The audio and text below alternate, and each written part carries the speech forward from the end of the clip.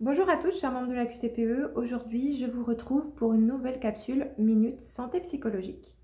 Aujourd'hui, on va parler de comment prendre soin des autres, comment intervenir lorsqu'on suspecte qu'une personne est en situation de détresse psychologique.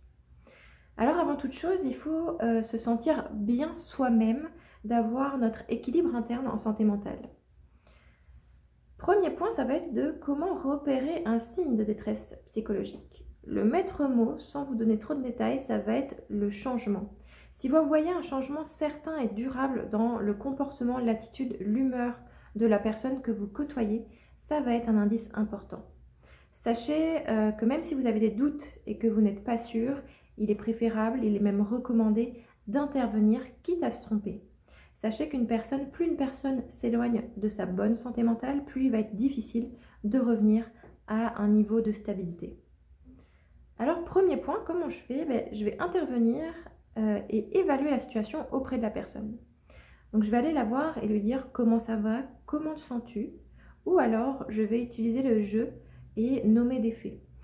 En ce moment, j'ai l'impression que tu es fatiguée. En ce moment, j'ai l'impression que ça va pas bien car j'ai vu que tu étais plus absente, etc. Deuxième point, ça va être d'avoir une écoute active. Une écoute active et sans jugement, sans donner son opinion sur ce qu'elle vous dit. Vous allez pouvoir proposer des questions ouvertes pour mieux comprendre la situation ou bien des questions fermées, c'est correct aussi, si ça vous aide à comprendre la situation. Troisième point, vous allez pouvoir rassurer, normaliser les émotions.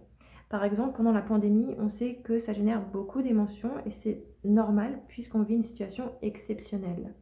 Donc, rassurer la personne, ça peut être également par rapport à une situation personnelle qu'elle vit difficile. Quatrième point, ça va être la recherche de solutions et l'encourager à rechercher des solutions. Donc, c'est la soutenir dans cette démarche et non pas lui apporter des solutions toutes faites. Donc là, je vous invite à lui poser la question, qu'est-ce qui t'a aidé auparavant? Est-ce qu'il y a des personnes vraiment proches de toi qui peuvent te soutenir dans cette démarche? Puis, vous avez cinquième point qui est l'orientation vers des professionnels. En fonction du besoin de l'individu, vous pouvez l'orienter vers un programme d'aide aux employés si vous en bénéficiez, ou bien vers des professionnels de santé ou des professionnels associés à son besoin. Je vous remercie et je vous souhaite une bonne journée. À bientôt.